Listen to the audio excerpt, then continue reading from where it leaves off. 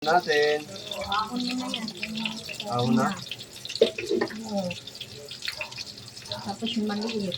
Ayun, pwede na.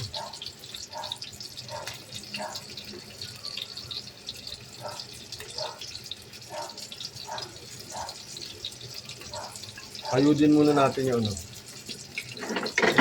Asinan eh, no? Oo.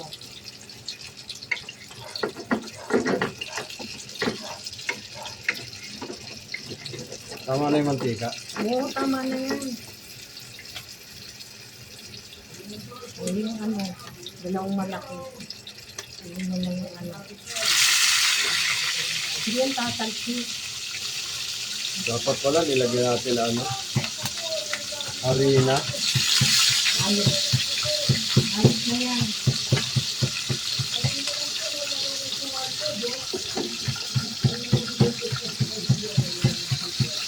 Nakadikit pa yung maliit.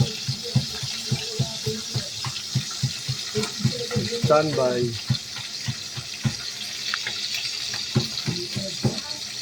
Babalik ka ulit.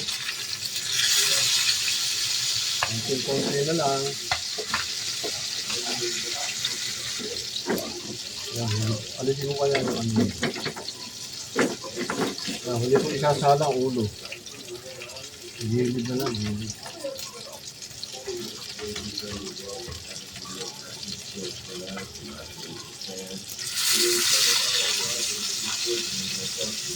Yan, hindi na bubukit yan, no?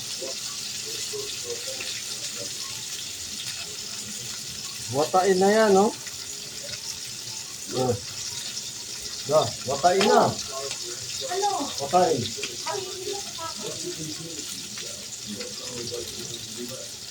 Sana ka niya alin.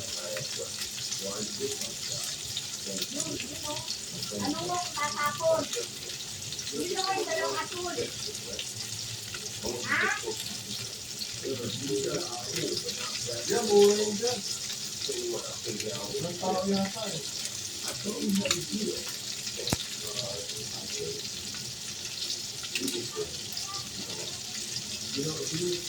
Dapat tao dyan.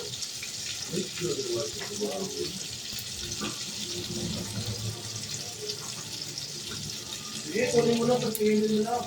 Ayaw niya. Ulat daw magbayad.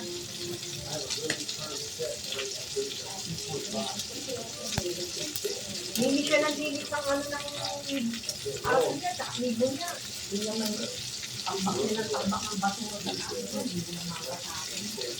Dapat kasi bigay sa atin, gumawa na lang sila. Kaya naman na-uplit eh.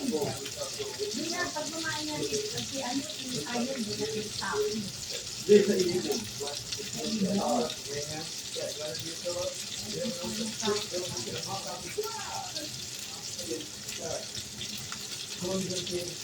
Yan ang kamay ng lapo-lapo pagka ito marami sa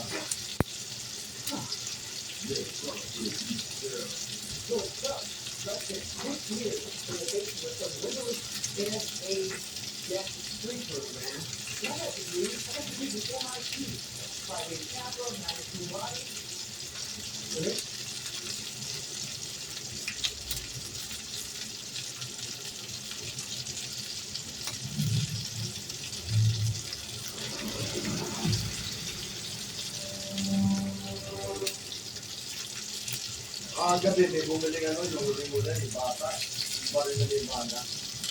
Yung sa akin, ang buong sa akin, palabas ng ko. 3 taon, saka yung bala, dalawa yung 35. Pag bilay natin, binuro ko. Dito sa loob, ako ako. Nakita ko yung bata, dahil ginagano na niya. Nasa na ba? Nasa loob. Nakaboy na ni Titi. Nasa loob na kanya mo, yung gumano na yung bata. Kaya nga, gabi ko eh. Buti ka, muna pumalik yung bata, hindi na gumano. Sabi ko, nakita mo, ilang-ilang ka na. Kala ni Titi, kilala ko.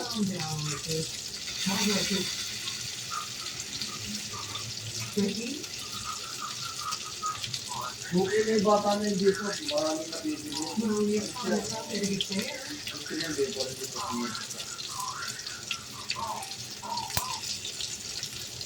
Ricky was happening. Ito na yan. Ayun.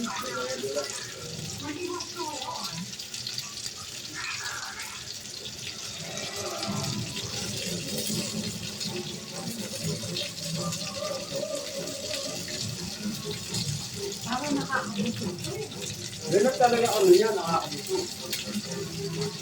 Wheat bread yan eh.